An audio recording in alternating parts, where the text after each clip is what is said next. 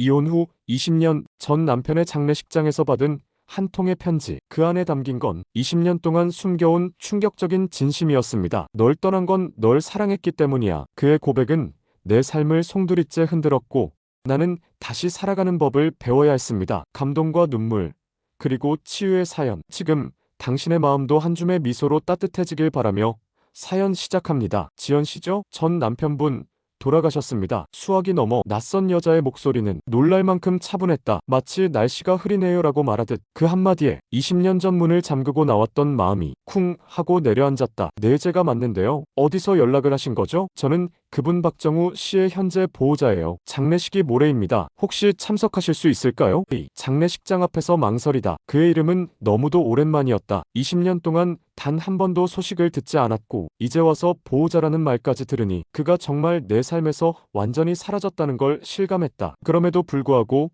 나는 결국 그날 장례식장 입구에 서 있었다. 검은색 코트, 낡은 단화, 다시 마주하고 싶지 않았던 이름 앞에 나는 너무 평범한 모습으로 서 있었다. 상주가 아닌 낯선 여자. 장례식장 안은 조용했다. 향냄새가 강하게 퍼지고 있었고 정우의 영정 사진은 예상보다 젊은 모습이었다. 지연 씨 되시죠? 뒤에서 들린 목소리에 나는 화들짝 돌아섰다. 그녀는 깔끔한 셋업 정장을 입은 40대 후반쯤의 여성이었다. 정우 씨 유언장이 있었어요. 마지막에 꼭 전해달라고 한 게 있었어요. 지연 씨에게요. 하얀 봉투, 익숙한 필체. 나는 떨리는 손으로 그녀가 내미는 봉투를 받았다. 노란색 봉투, 약간 구겨져 있었고 그 위에 익숙한 글씨로 내 이름이 적혀 있었다. 지연에게, 다른 누구도 아닌 너에게. 나도 모르게 숨이 멎었다. 정우는 정말 마지막 순간까지 내 이름을 부르고 있었던 걸까? 우린 왜 그렇게 끝났을까? 우리는 28살에 만나 31살에 결혼했고 37살에 이혼했다. 사랑해서 시작했지만 끝엔 서로의 상처가 되어 물러났던 사이라는 게 20년이 지난 지금도 믿기지 않을 만큼 선명하다. 나는 문득 생각했다. 그 사람도 그 시절을 기억하고 있었을까? 편지를 열다 집으로 돌아와 아이를 재우고 늦은 밤 나는 조심스레 편지를 열었다. 한 장짜리 흰 종이. 첫 문장은 이랬다. 지연아, 넌 절대 내 인생에서 전부였던 걸 몰랐지? 그 순간 나는 오열했다. 그 한 문장이 20년간 내 안에 덮어두었던 모든 감정을 깨웠다. 그래도 미안해. 편지는 짧았다. 나는 그때 너를 붙잡지 못해서 후회했고 이기적인 사람처럼 살았고 너를 끝내 미워하지 못했어. 지금이라도 말하고 싶었어. 너를 사랑했다. 그리고 미안하다. 마지막에 그의 이름 아래 덧붙여진 날짜는 그가 세상을 떠나기 일주일 전이었다.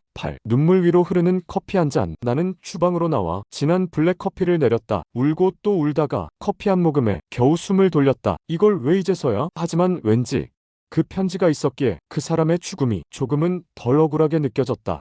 마지막 전화번호. 봉투 안엔 작은 메모지도 들어있었다. 혹시 시간이 된다면 이 번호로 연락해줘. 나 대신 전해줄 사람이 있어. 그 아래엔 모르는 휴대폰 번호 하나. 나는 그날 밤 한참을 그 번호를 바라보다 전화를 걸지 않았다. 끝났지만 다시 시작된 이야기. 정우는 떠났고 우리는 이미 20년 전 끝났지만 그의 편지 한 장은 내 일상을 다시 흔들기 시작했다. 이유 없는 미움, 사랑했던 날들, 그리고 말하지 못했던 진심. 나는 알 수 없었다. 그 번호의 주인이 과연 누구일지, 그 사람이 어떤 이야기를 내게 전해줄지. 하지만 하나는 분명했다. 나는 아직 정우에게 묻고 싶은 게 남아있다. 나는 그 번호로 끝내 전화를 걸지 못한 채 며칠을 더 그 편지를 곁에 두고 잠들었다. 가끔은 머리맡에 두고 누웠고 가끔은 주방 테이블 위에 올려놓은 채 커피를 마셨다. 한 번은 그 편지를 들고 정우와 함께 살던 아파트 앞까지 갔다. 지금은 낯선 사람들이 사는 집. 창문 커튼의 패턴도 우편함에 붙은 이름도 달라져 있었다. 그런데도 이상하게 그 앞에만 서면 가슴이 뻐근했다. 내가 이혼 후에도 한 번도 이곳에 돌아오지 않았던 이유는 어쩌면 이 고요함 속에 숨어있던 것이리라. 모든 것이 사라진 것 같지만 사실은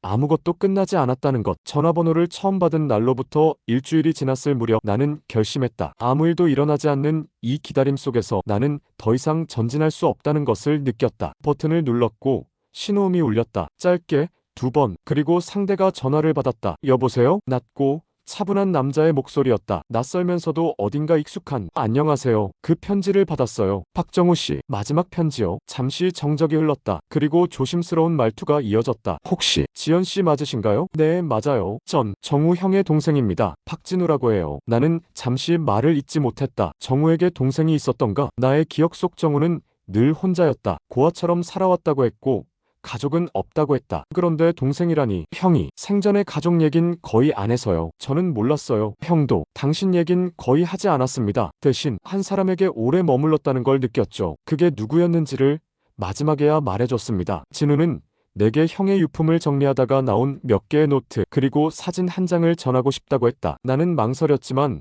결국 약속 장소로 향했다. 카페 구석자리에서 마주한 진우는 정우와 다른 듯하면서도 비슷한 눈을 하고 있었다. 조금 더 따뜻하고 덜 상처받은 사람의 눈. 그가 꺼낸 첫 번째 노트에는 정우의 후회라는 제목이 쓰여 있었다. 날짜는 2019년, 불과 2년 전부터였다. 그는 매일 밤 술에 취한 채 몇 문장씩 적어 내려갔다고 했다. 지연이는 아마 나를 원망했을까? 지연이는 날 생각이나 할까? 그래도 난 아직도 그날을 기억한다. 빗속에서 떠나가던 그녀의 뒷모습. 나는 그 노트를 읽다가 결국 눈물을 쏟았다. 정우는 20년 전 헤어진 이후 단 한 번도 내게 연락하지 않았지만 매년 내 생일을 기억하고 매년 10월이면 함께 보낸 마지막 가을을 회상했다고 적혀 있었다. 진우는 노트를 다 읽은 뒤 사진 한 장을 내게 건넸다. 낡은 사진 한 장. 사진 속 나는 웃고 있었다. 잔디밭에서 정우와 함께 앉아 있었고 내 무릎엔 우리가 키우던 강아지가 앉아 있었다. 그 사진은 분명 내가 기억하지 못하는 장면이었다. 어쩌면 누군가가 몰래 찍은 듯한 느낌. 형이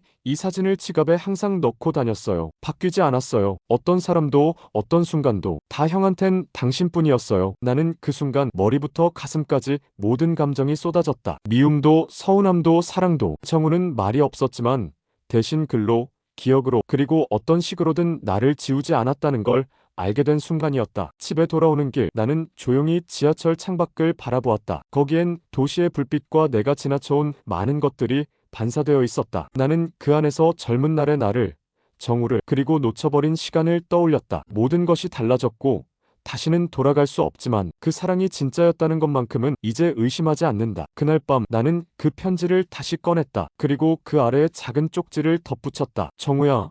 나도 널 잊은 적 없어. 정우의 동생 진우를 만나고 돌아온 날 나는 온몸이 부서질 듯이 피곤했다. 하지만 그 피곤함은 단순한 육체의 고단함이 아니라 20년 넘게 굳게 닫아두었던 마음이 갑자기 열리며 쏟아져 나온 감정의 후폭풍 같았다. 사진 속의 나는 웃고 있었다. 마치 세상이 다 내 것인 것처럼. 그 웃음이 참 서글펐다. 내가 언제 마지막으로 저렇게 웃어봤을까? 정우는 끝까지 나를 마음속에 품고 있었다. 그 사실이 위로이기도 했지만 동시에 괴로움이기도 했다. 왜 그토록 오래도록 말 한마디 없이 나를 간직했던 걸까? 왜 그 오랜 시간 동안 단 한 번도 내게 연락하지 않았던 걸까? 그 질문은 진우에게도 했었다. 그 사람은 왜 한 번도 연락하지 않았을까요? 진우는 고개를 떨궜다. 형은 늘 자신이 마지막으로 당신에게 상처를 준 사람이라 생각했어요. 당신이 자신을 싫어할 거라고 확신했죠. 형이 늘 말하던 게 있었어요. 사랑은 용서받을 수 없을 때에도 계속되는 감정이다. 그게 형이 당신을 떠난 이후 남긴 정이었던 것 같아요. 나는 더는 말하지 않았다. 감정이 목까지 차올라 눈물 한 방울조차 조심스럽게 흘러야 할 만큼 숨이 막혔으니까. 며칠 뒤 진우에게서 문자가 왔다. 짧은 한 줄이었다. 형의 집에 오시겠어요? 직접 보여드려야 할 게 있어요. 나는 망설이다가 다시 마음을 다잡고 정우가 살았던 그 집으로 향했다. 이혼한 이후 나는 단 한 번도 그가 사는 곳을 상상해 본 적 없었다. 그저 어딘가에서 잘 살고 있을 거라 믿고 싶었을 뿐이다. 집은 생각보다 단정했다. 책이 많은 사람이었다는 걸 처음 알았다. 벽면 가득 책장이 있었고 책 위에는 작은 메모지들이 붙어 있었다. 진우는 책장 뒤쪽을 가리켰다. 여기에 형이 꼭 숨겨둔 게 있었어요. 아무도 몰랐죠. 진우가 꺼낸 건 작은 나무 상자였다. 열자마자 낡은 앨범 한 권이 나타났다. 그리고 그 안에는 내가 보낸 편지들이 들어 있었다. 그건 우리가 결혼했던 시절 내가 정우에게 보냈던 쪽지와 편지들이었다. 회사 회의 중 몰래 쓴 메모, 잠들기 전 썼던 고마운 말들, 그리고 내가 떠나던 날 그에게 남긴 마지막 쪽지까지. 나는 충격의 말을 잃었다. 그 사람은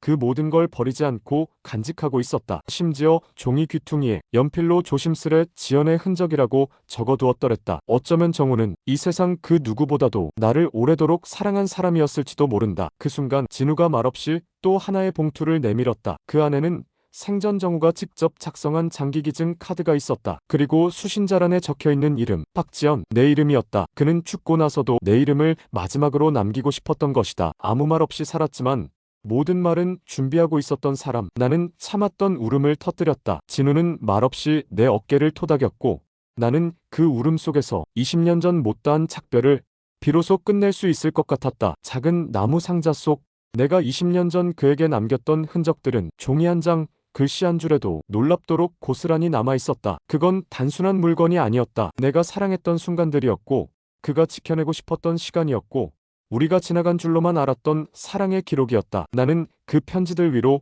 손끝을 가져갔다. 익숙한 나의 필체. 그땐 참 아무렇지도 않게 썼던 말들. 당신 덕분에 오늘 하루도 웃었어요. 내일은 당신이 좋아하는 된장찌개 끓여줄게요. 우린 싸웠지만 그래도 난 여전히 당신 편이에요. 그 말들이 20년의 시간을 건너 나를 감싸 안았다. 그리고 한참 동안 나는 말이 아닌 침묵으로 그 기억들과 재회했다. 진우는 아무 말도 하지 않았다. 그저 내가 숨을 고르고 고개를 드는 시간을 기다려주었다. 그런 그가 꺼낸 다음 말은 내가 전혀 예상하지 못한 것이었다. 형이 마지막으로 연락했던 사람이 한 명 더 있어요. 당신 말고 또 다른 한 사람. 형의 휴대폰에 저장된 이름은 민서였습니다. 민서. 나는 순간 머릿속이 복잡해졌다. 처음 듣는 이름이었다. 그가 새롭게 만났던 여자일까? 아니면 우리가 함께 살던 시절에 이미 존재했던 사람일까? 그 사람은 지금 어디 있죠? 진우는 고개를 끄덕였다. 서울 근교에 살고 있어요. 형이 마지막으로 갔던 병원도 그 근처였고요. 이 주소 갖고 계세요. 종이에 적힌 주소. 낯선 동네의 이름이 적혀 있었다. 나는 한참을 바라보다 결국 결심했다. 내가 이 이야기를 끝내려면 그 사람을 만나야 한다. 며칠 뒤 나는 주소를 따라 그곳으로 향했다. 작은 카페였다. 햇살이 잘 드는 창가 자리에 중년의 여성이 앉아 있었다. 단정한 옷차림, 그리고 어딘가 모르게 나를 오래전부터 알고 있었던 눈빛. 혹시 박지연 씨? 나는 조용히 고개를 끄덕였다. 저는 민서예요. 정우 씨와 오랜 친구였습니다. 그녀는 정우와의 관계를 숨기지 않았다. 그는 이혼 후 혼자였고 지병이 시작되던 3년 전부터 병원 근처에서 지내며 그를 도왔던 사람이었다. 사랑이었냐고요? 그녀는 먼저 물었다. 글쎄요. 아마 정우 씨는 마음속에 단 한 사람만 품고 있었던 것 같아요. 그 사람 이름은 말 안 해도 아시겠죠? 나는 그제야 조금씩 상황을 이해했다. 민서는 정우를 사랑했지만 그는 끝내 자신을 열지 않았다. 그의 마음속엔 늘 지연이 있었고 그 사실을 민서는 받아들였던 것이다. 그 사람이 당신을 잊었다면 자기 병명도 말하지 않았을 거예요. 하지만 저한테 그랬어요. 혹시 내가 죽으면 지연에게 꼭 이걸 보여줘야 해요. 그게 이겁니다. 민서가 내민 건 USB 하나였다. 나는 조심스럽게 손에 쥐었다. 거기에는 정우가 말기였던 시절에 녹음해둔 음성 파일이 담겨 있었다. 지연아, 이건 내가 마지막으로 너에게 전하고 싶은 말이야. 나는 그 음성을 듣는 순간 숨이 멎는 줄 알았다. 그의 목소리는 약했고 기침도 잦았지만 말하는 속도는 느렸고 또렷했다. 우리 정말 많이 싸웠지. 나는 참 미련했어. 당신이 날 떠날 때 나는 그게 당신을 위한 길이라 생각했어. 하지만 아니었어. 당신 없이 나는 아무것도 할 수 없었다. 당신을 미워한 적 없어. 오히려 당신을 사랑했던 내 자신이 당신을 불행하게 만든 것 같아서 미안했고 또 미안했어. 이걸 듣고 있다면 내가 얼마나 당신을 그리워했는지 조금은 전해졌으면 해. 녹음은 그렇게 끝났다. 나는 한참을 이어폰을 귀에 꽂은 채 눈물만 흘렸다. 이토록 길고도 슬픈 이별은 왜 이토록 조용하게 뒤늦게 찾아오는 걸까? 민서는 내 어깨를 가볍게 감쌌다. 그 사람은 마지막까지 당신을 기다렸어요. 나는 그 말에 고개를 들 수 없었다. 그 모든 것이 지나간 지금에서야 들리는 이 진심이 너무 늦게 도착한 것 같아서 민서와 헤어진 뒤 나는 그날 밤 늦게까지 정우의 목소리가 담긴 녹음을 반복해 들었다. 숨소리 사이사이 스며든 간절함, 말끝마다 묻어난 미안함과 사랑. 그 목소리를 들으며 나는 다시금 깨달았다. 그 사람은 끝까지 혼자였다는 걸. 사랑은 했지만 다가가지 못했고 보고 싶었지만 꺼내지 못했던 이름. 나는 그 사람이 그렇게도 오래도록 나를 마음속에 넣어두고 살았다는 사실에 감사하면서도 가슴이 찢어졌다. 다음 날 나는 진우에게 전화를 걸었다. 정우의 묘가 있는 곳을 알려달라고. 직접 가야겠다고. 진우는 망설임 없이 답해줬다. 형이 생전에 지정해둔 납골 땅이 있어요. 조용한 곳이에요. 아무도 잘 모르는. 그는 주소를 문자로 보내줬고 나는 그 길로 준비를 했다. 작은 꽃다발 하나, 정우가 좋아하던 검은 커피캔 하나, 그리고 내가 손수 쓴 편지 한 장. 그 편지는 정우가 내게 남긴 마지막 말에 대한 답장이었다. 나는 그렇게라도 말하고 싶었다. 그 사람에게는 미처 하지 못했던 말들을. 정우야, 나는 네가 날 떠난 걸 원망했고 그렇게 쉽게 나를 밀어낸 너를 죽을 만큼 미워한 적도 있었어. 하지만 이젠 알겠어. 네가 나를 얼마나 지켜주고 싶었는지. 너의 방식으로 나를 사랑했다는 걸. 나도 널 사랑했어. 그걸 이렇게 늦게 말하게 돼서 미안해. 그 편지를 가슴에 품고 나는 납골 땅으로 향했다. 그곳은 도심에서 꽤 떨어진 외곽에 위치한 작은 언덕 위 낮은 바람이 부는 조용한 장소였다. 정우의 이름이 적힌 석판은 모래빛 화강암 위에 작고 소박하게 놓여 있었다. 나는 그 앞에 앉아 커피캔을 조심스레 열고 그의 앞에 두었다. 당신이 좋아했던 진한 블랙. 지금은 좀 씁쓸하네. 그치? 혼잣말이 입에서 새어나왔다. 그 말 끝에서 눈물이 쏟아졌다. 나는 그 앞에서 소리내어 울었다. 왜 이제야 말해? 왜 이제야? 그리고 내 손으로 꺼낸 편지를 그의 유골함 앞 작은 서랍에 넣었다. 그곳엔 이미 민서가 남긴 작은 꽃카드 하나가 들어있었다. 그녀의 글씨체였다. 당신이 사랑했던 그녀가 언젠가 꼭 와주길 바랐어요. 나는 한참을 더 그 자리에 앉아 있었다. 햇살은 따뜻했고 바람은 서늘했다. 그날 정우의 앞에서 나는 진짜로 그와 작별했다. 마음속에서 정말로 집으로 돌아가는 길, 나는 비로소 숨을 길게 내쉴 수 있었다. 한 사람과의 인연이 이토록 깊고도 오래 갈 수 있다는 것을 살면서 처음 느낀 날이었다. 며칠 뒤 진우에게서 다시 연락이 왔다. 형이 남긴 계좌에서 기부금이 이체됐어요. 형은 마지막에 병원 소아병동 후원금을 지정했더라고요. 형답죠? 나는 웃었다. 응, 그 사람 참 그렇게 착했지. 정우는 떠났지만 그의 사랑은 그렇게 세상에 남았다. 말로 다하지 못한 진심도 끝내 전해지지 못한 미안함도 누군가에게 닿아 따뜻함이 되었다. 나는 여전히 혼자 살고 있다. 이젠 외로움보다 그와 나눴던 그 모든 순간을 가끔 떠올리며 웃을 수 있게 되었다. 그리고 어느 날 내가 가장 좋아하던 그 벤치에 앉아 있을 때 가을 햇살 아래 정우와 함께 찍은 그 낡은 사진을 꺼내본다. 그 속에 나는 웃고 있고 그는 내 어깨 너머로 날 바라보고 있다. 그 사진 속 시간처럼 우리도 그 순간만큼은 행복했었다. 정우를 보내고 돌아온 이후 나는 마치 한 계절을 통째로 지나온 사람처럼 무기력한 듯 덤덤한 듯 그러면서도 이상하게 마음이 가벼워졌다. 가슴 한켠에서 무겁게 가라앉아 있던 20년 전의 감정들이 이제서야 천천히 흘러나오는 것 같았다. 매일 아침 눈을 뜰 때마다 정우의 편지가 떠올랐고 매일 저녁 불을 끄기 전에 그의 마지막 음성 파일을 한 번씩 재생해보았다. 목소리는 사라졌지만 그의 존재는 내 삶 속 어딘가에 계속 살아있었고 나는 그 사실이 조금은 따뜻했다. 얼마 후 진우에게서 다시 연락이 왔다. 그는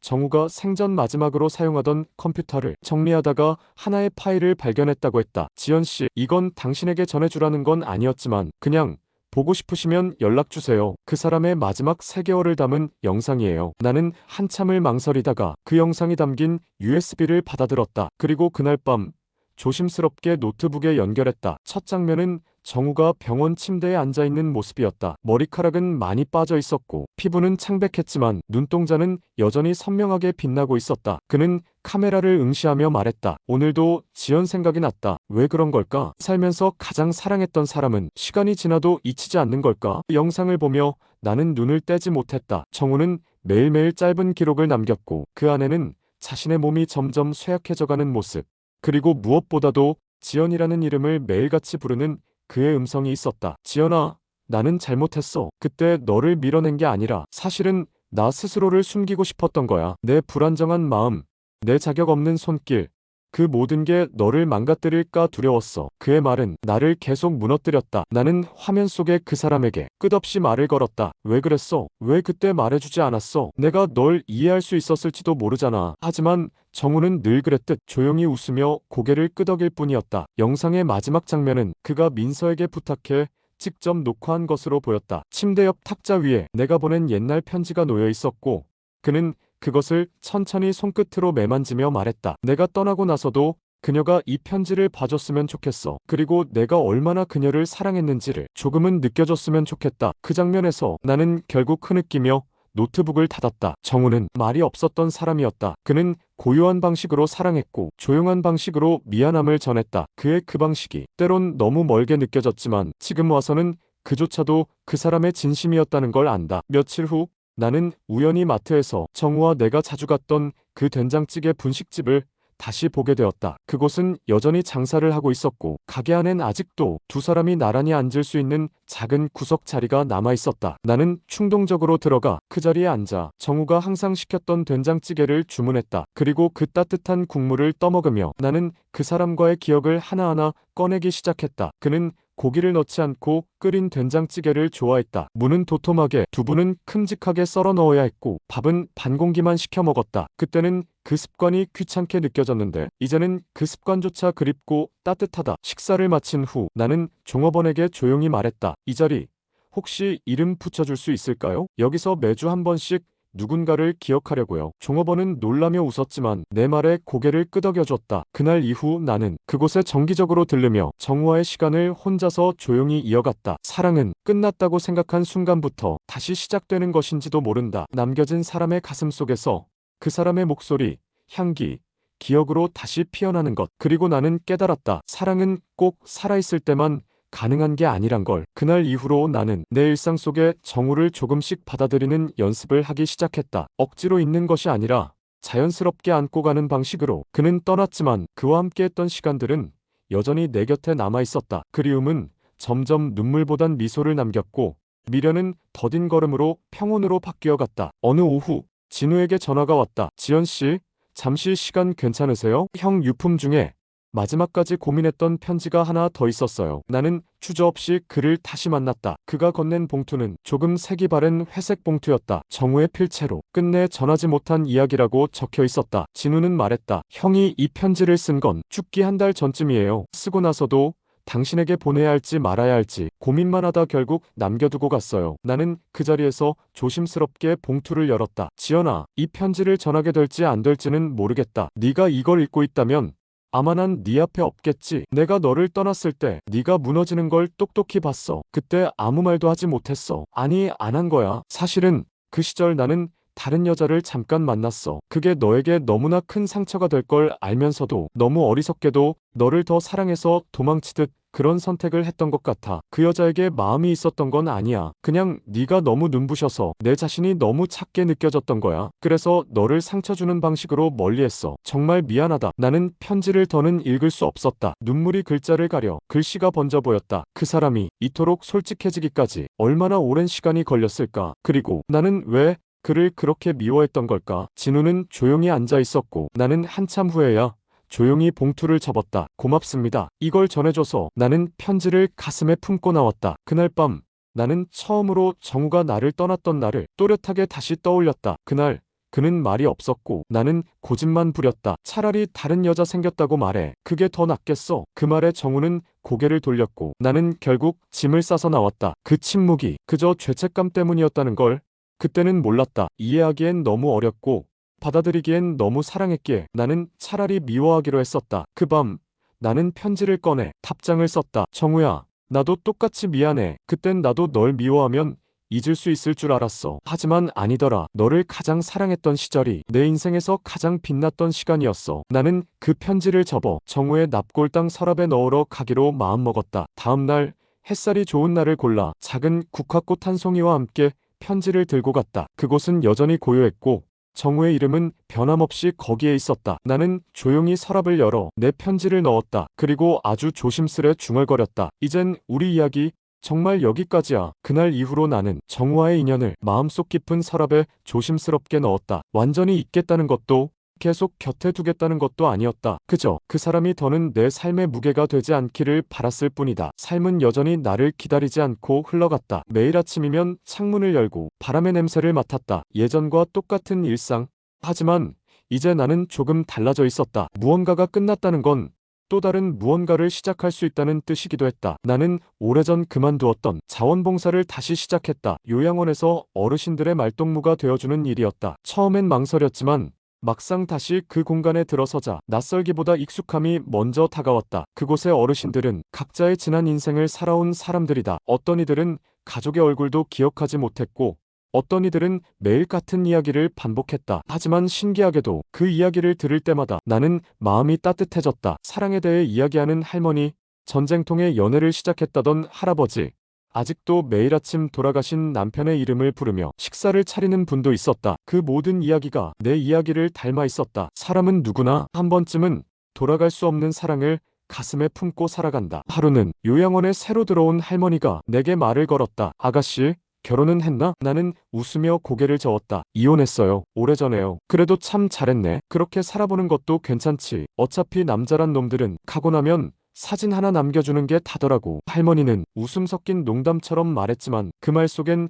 깊은 체념과 애정이 섞여 있었다. 그날 나는 봉사활동을 마치고 근처 공원에 들렀다. 가을 햇살이 따뜻하게 등을 감쌌고 벤치에 앉아 책을 읽는 사람들 틈에서 혼자라는 사실이 조금도 외롭지 않았다. 나는 주머니 속에서 정우가 남긴 마지막 사진을 꺼냈다. 그와 내가 함께 웃고 있던 그 오래된 한 장의 추억. 그 순간 누군가 옆 벤치에 앉았다. 혹시 저번에 요양원에서 뵌 분 아니세요? 나는 고개를 돌려 그 사람을 바라보았다. 그는 그날 요양원에서 어머니를 뵈러 왔던 아들이었다. 나보다 조금 젊어 보였고 정중한 말투를 가진 사람이었다. 아, 맞아요. 기억하세요? 그는 웃으며 고개를 끄덕였다. 그때 인사 못 드렸는데 감사했어요. 어머니가 그날 밤 편하게 주무셨다고 하시더라고요. 우리는 그렇게 평범한 대화를 나눴다. 그의 이름은 이서구였다. 자주 요양원에 들른다고 했고 퇴근 후 그 근처에서 산책을 하곤 한다고 했다. 다음에 혹시 차 한잔 하시겠어요? 시간 되시면. 나는 놀랐지만 그의 말투엔 부담도 없었고 조심스러운 배려가 묻어났다. 그날 밤 나는 오랜만에 거울을 들여다보았다. 주름이 늘었고 눈가엔 세월이 고스란히 남아있었지만 나는 낯설지 않았다. 그날 이후 서구 씨와 나는 가끔씩 마주치며 천천히, 아주 천천히 서로의 이름을 부르고 서로의 안부를 물었다. 사랑이라고 말하긴 이른 감정. 하지만 서로의 인생에 조용히 스며드는 것, 그것만으로도 지금의 나에겐 충분했다. 정우가 남긴 공백은 누구도 채울 수 없었다. 하지만 그 공백을 이해해주는 사람이 생긴다는 건 그 자체로 위로였다. 나는 언젠가 서구 씨에게도 정우의 이야기를 들려줄 수 있을 것 같았다. 그 사람의 이름을 이젠 눈물 없이 말할 수 있으니까. 시간은 어느덧 겨울로 접어들었다. 가을에 따뜻했던 햇살은 서늘한 바람에 자리를 내주었고 나뭇잎은 색을 잃은 채 하나둘씩 떨어져 갔다. 계절이 바뀌는 이 순간들조차도 나는 이제는 외롭지 않게 받아들일 수 있었다. 서구 씨와 나는 크게 특별한 사이도 아니고 그렇다고 아무 감정도 없는 관계도 아니었다. 조용히 안부를 주고받고 가끔 차 한 잔을 함께 나누는 그런 거리를 유지하고 있었다. 어느 날 요양원에서 어르신들과 크리스마스 장식 준비를 마친 후 나는 잠시 공원 벤치에 앉아 숨을 돌리고 있었다. 그때 서구 씨가 조심스럽게 다가왔다. 오늘은 조금 특별한 날이라서요. 그는 말끝을 흐리며 내게 작은 상자를 건넸다. 작은 손거울이었다. 검은 벨벳 천에 감싸인 빈티지한 장식이 들어간 거울. 제 어머니가 늘 쓰시던 거예요. 이젠 당신에게 드리고 싶어서. 나는 순간 당황했지만 그의 눈빛에 진심이 담겨 있는 걸 느꼈다. 거울은 스스로를 있는 그대로 볼 수 있게 해주는 물건이잖아요. 지연 씨는 스스로를 조금 더 예뻐해도 될 분 같아서요. 그 말에 나는 아무 말도 하지 못했다. 이전에 나는 누군가의 진심을 받아들이는 것이 이렇게도 두렵고 또 설렐 수 있다는 걸 잊고 살았다. 며칠 뒤 나는 용기를 내어 서구 씨에게 전화를 걸었다. 혹시 저녁 괜찮으세요? 그날 이후 우리는 한 달에 몇 번씩 서로를 만나는 날을 정해두었다. 함께 산책하고 같은 음식을 나누고 서로의 가족 이야기를 조심스럽게 꺼냈다. 나는 정우에 대한 이야기도 조금씩 그에게 털어놓았다. 그 사람은 조용히 다정한 사람이었어요. 그 다정함이 때론 답답했고 때론 전부였어요. 서구 씨는 말없이 고개를 끄덕였다. 누군가를 그렇게까지 사랑해본 사람이라면 지금의 이 순간도 더 진심으로 받아들일 수 있겠네요. 그의 말은 내 마음 깊은 곳을 톡 하고 건드렸다. 어느 날 그는 나에게 자신의 어린 시절 이야기를 들려줬다. 부모님의 이혼, 홀로 자신을 키워낸 어머니의 고단한 인생, 그리고 그 어머니를 위해 살아온 지난 시간들. 어머니는 늘 내게 말했어요. 사람을 있는 그대로 받아들이는 연습을 해라. 그게 가장 어려운 거니까. 지연 씨를 보면 그 말이 자꾸 떠올라요. 나는 그날 처음으로 그 사람의 손을 잡았다. 그 손은 따뜻했고 말보다 더 많은 위로를 전해주었다. 그리고 그날 밤 나는 오래전 꺼내지 못했던 정우의 사진들을 조심스럽게 앨범에 정리했다. 나는 더는 도망치지 않았다. 누구의 인생도 누구의 죽음도 그리고 무엇보다도 내 자신의 삶도 말이다. 나는 조금씩 다시 살아가고 있었다. 어느 날 요양원에서 돌아오는 길에 나는 문득 가족이라는 단어를 떠올렸다. 나는 이혼한 이후 오랫동안 그 단어를 입 밖에 꺼내본 적이 없었다. 정우와의 결혼은 한때 나의 전부였지만 그의 부재가 나에게 남긴 건 외로움보다도 내가 더는 누구의 가족도 아니라는 감각이었다. 그런데 요즘 그 감정이 조금씩 달라지고 있었다. 서구 씨와의 인연은 조용한 물살처럼 나에게 스며들었다. 그는 나를 바꾸려고 하지 않았고 내 안에 있는 슬픔마저도 있는 그대로 인정해 주었다. 어느 겨울 저녁 그가 이런 말을 했다. 우리 어머니가 지연 씨를 많이 좋아하세요. 가끔 지연 씨 얘기만 해요. 그 사람 참 따뜻한 사람이다라고. 나는 그 말에 울컥했다. 누군가의 어머니가 나를 그렇게 기억해준다는 것, 그것만으로도 나는 누군가의 가족이 될 수 있다는 가능성을 다시 떠올렸다. 며칠 후 서구 씨는 나를 자신의 어머니 집으로 초대했다. 그는 정성스레 차린 저녁 식탁 앞에서 수줍게 내게 말했다. 지연씨, 사람은 누구나 두 번째 기회를 가질 수 있다고 믿어요. 우리 서로의 두 번째가 되어 볼래요? 나는 고개를 떨궜다. 그 말이 얼마나 오랜 시간 기다려왔던 말이었는지 그 순간 깨달았다. 정우에 대한 죄책감, 나 자신에 대한 두려움, 모든 감정이 파도처럼 밀려들었지만 나는 이번엔 도망치지 않기로 했다. 그래요, 우리 조금 천천히 서로의 삶을 살아봐요. 그날 이후 나는 서구 씨의 가족들과 자연스럽게 어울리기 시작했다. 그의 어머니는 내게 자주 이런 말을 해주었다. 살다 보면 자식보다 더 가까운 사람이 생기기도 해요. 지연 씨가 우리 집에 와줘서 참 든든해요. 나는 그 말에 웃으며 대답했다. 저야말로 이렇게 따뜻한 집에 불쑥 들어와도 괜찮을까 했어요. 그러던 어느 날 나는 정우의 유품 중 하나였던 오래된 사진기를 꺼냈다. 그 안엔 아직도 사용되지 않은 필름이 남아 있었다. 나는 그 사진기로 서구 씨와 어머니, 그리고 새롭게 함께한 이 겨울의 순간을 하나하나 담기 시작했다. 그리고 정우의 납골당을 다시 찾아갔다. 이번에는 감사 인사를 하기 위해서였다. 정우야, 고마워. 너의 마지막이 내게 새로운 시작을 남겨줬어. 그의 이름을 이제는 편안하게 말할 수 있었다. 나의 인생은 정우와 함께한 시간으로도 아름다웠고 지금 이 순간 역시 다시 아름다워지고 있었다. 겨울이 깊어지던 어느 날 나는 딸 수연에게서 전화를 받았다. 엄마, 이번 설에는 같이 보내면 안 될까? 너무나도 갑작스러운 말이었다. 딸은 나와 연락을 자주 하지는 않았지만 서운하게 멀어진 사이는 아니었다. 다만 서로가 무슨 말을 해야 할지 몰라 조금씩 거리를 두고 지낸 그런 관계였다. 나는 조심스럽게 대답했다. 그럼 엄마는 언제든 괜찮아. 수화기 너머에서 딸이 잠시 숨을 고르고 말했다. 정우 아빠 장례식 다녀온 후에 생각이 좀 많았어. 나도 엄마랑 더 많은 시간 보내야겠다는 생각 들더라. 나는 한동안 말이 없었다. 그 말 한마디가 얼마나 오랜 시간 기다렸던 위로였는지 딸은 알지 못할 것이다. 설날 아침 딸과 사위 그리고 손녀까지 새 식구가 내 집을 찾았다. 수연은 내가 준비한 따뜻한 국을 먹으며 옛날 이야기를 꺼냈다. 엄마, 나 기억나? 예전엔 내가 감기만 걸려도 정우 아빠가 엄마 몰래 놔주려고 사탕 사다 줬잖아. 나는 웃으며 고개를 끄덕였다. 응, 그 사람 말은 별로 없었지만 그런 소소한 정은 진짜 많았지. 손녀는 나를 뚫어지게 바라보다가 불쑥 말했다. 할머니, 나도 그 얘기 들려줘. 할아버지랑 옛날 이야기. 나는 당황했지만 천천히 조심스럽게 내 안에 묻어둔 기억들을 꺼내기 시작했다. 정우와의 첫 만남, 처음으로 손을 잡았던 날, 그리고 함께 이사 다녔던 작고 낡은 집에서의 겨울밤. 그 순간 나는 새삼 깨달았다. 사랑은 있는 게 아니라 누군가에게 들려주며 남기는 것이구나. 그날 저녁 딸이 내게 조용히 물었다. 엄마, 혹시 요즘 좋은 사람 있어? 나는 놀라며 물었다. 그걸 어떻게 알았어? 수연은 웃으며 말했다. 엄마 얼굴이 많이 편해졌어. 예전엔 그냥 살아가는 얼굴이었는데 이제는 살아내는 얼굴 같거든. 나는 부끄러워 고개를 떨구었다. 응, 조금씩 나답게 살아보려고 해. 딸은 조용히 내 손을 잡았다. 엄마, 그게 내가 제일 바라던 거야. 그날 밤 나는 오랜만에 사람 냄새 나는 집안에서 편안한 잠을 잤다. 며칠 뒤 서구 씨가 나를 데리러 왔다. 우리는 함께 작은 마을 도서관을 찾았다. 그곳엔 정우가 생전에 자주 기부했던 책들이 있었다. 나는 책장을 넘기다 그의 이름이 적힌 기증 스티커를 발견했다. 정우, 김,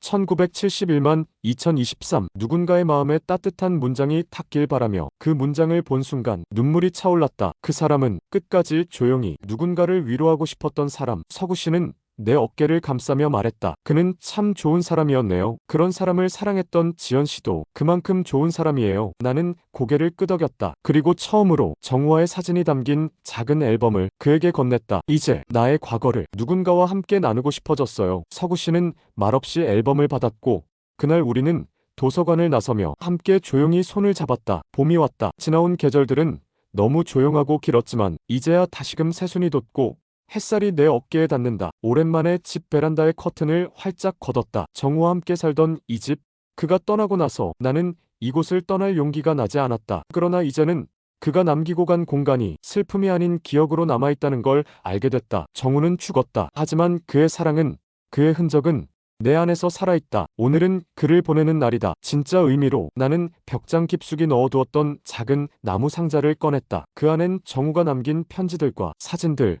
그리고 그와의 추억이 담긴 작은 물건들이 있었다. 나는 그 상자와 함께 근처 산자락에 있는 작은 수목장지로 향했다. 거기엔 정우의 유골 일부가 뿌려져 있었다. 그리고 나는 그 앞에서 마지막 편지를 읽어주었다. 정우야, 이제는 너 없는 세상도 두렵지 않아. 너와의 사랑이 내 안에 여전히 살아있으니까. 이제는 너를 눈물로 떠나보내지 않을 거야. 고마워. 사랑했어. 그리고 앞으로도 사랑할게. 바람이 불었다. 꽃잎이 날렸다. 나는 그의 앞에서 조용히 눈을 감았다. 그날 이후 나는 모든 짐을 정리했다. 그리고 작은 마을로 이사했다. 북적이지 않고 조용하지만 따뜻한 사람들이 사는 곳. 요양원 봉사는 계속했고 서구 씨와의 인연도 더 깊어졌다. 하루는 산책을 하던 중 그가 조심스럽게 내게 말했다. 지연 씨, 앞으로 당신 곁에서 계속 함께 걷고 싶어요. 이름 없이도 약속 없이도 괜찮으니까. 나는 잠시 그의 눈을 바라보다가 말없이 손을 내밀었다. 그 손을 맞잡는 순간 나는 알았다. 사랑은 다시 오는 게 아니라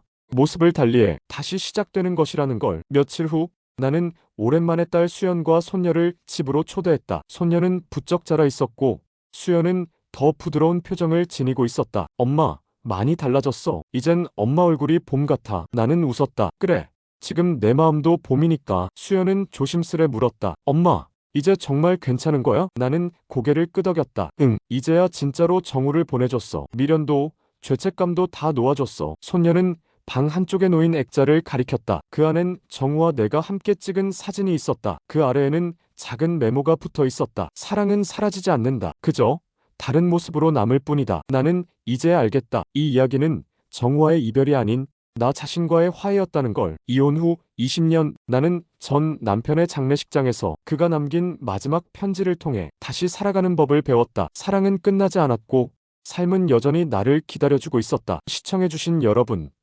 진심으로 감사합니다. 이 이야기가 마음에 와 닿으셨다면 구독과 좋아요로 응원해주세요. 여러분의 응원은 더 좋은 이야기로 돌아옵니다. 지금까지 미소한 줌 이야기였습니다. 감사합니다.